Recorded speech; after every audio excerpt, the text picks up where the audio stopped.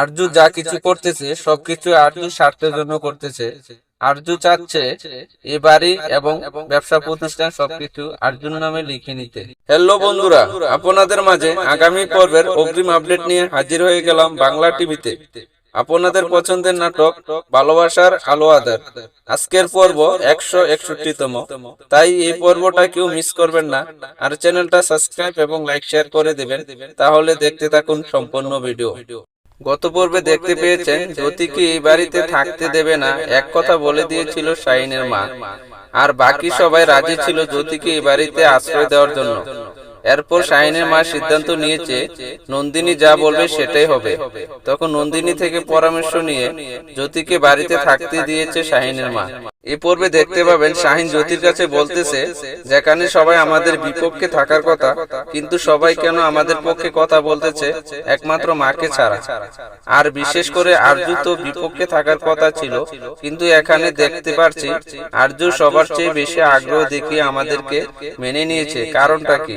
এরপর অন্যদিকে দেখতে পাবেন আরজু শাহিনকে বলবে, আমি তোমাকে যে একটি শর্ত দিয়েছিলাম, এই শর্তটা কি তোমার মনে আছে? এই শর্তটা পূরণ করতে তোমার বেশি কিছু করতে হবে না, শুধু এই বাড়িটা আমার নামে করে দেবে, আর তোমার যে ব্যবসা প্রতিষ্ঠান আছে ব্যবসা প্রতিষ্ঠান শেয়ারটুকু দিলে হবে। আরজুর এসব কথা শুনে শাহিন বলবে, তুমি এসব কি বলছো? এটা কি করে সম্ভব? এটা কিছুতে সম্ভব না। আমি তোমাকে বাড়ি লিখে দিতে পারবো না এবং আমার ব্যবসা শেয়ার দিতে পারবো না। আর অন্যদিকে শাহিনের মা বলবে, শাহিনের কাছে আমি বেঁচে থাকতে কিছুতে জ্যোতির সাথে তোর বিয়ে হতে দেব না, আর যদি বিয়ে হয় তাহলে তোর এই বাড়িতে জায়গা হবে না, আর এই যত সয় সম্পত্তি আছে ব্যবসা প্রতিষ্ঠান আছে সবকিছু থেকে তোকে বঞ্চিত করব। আর কিছুতে জ্যোতির সাথে তোকে থাকতে দেওয়া যাবে না। যত সম্ভব তাড়াতাড়ি জ্যোতিকে এই বাড়ি থেকে বাহির করতে হবে, না হয় তোর অবস্থা অনেকটাই খারাপ হবে।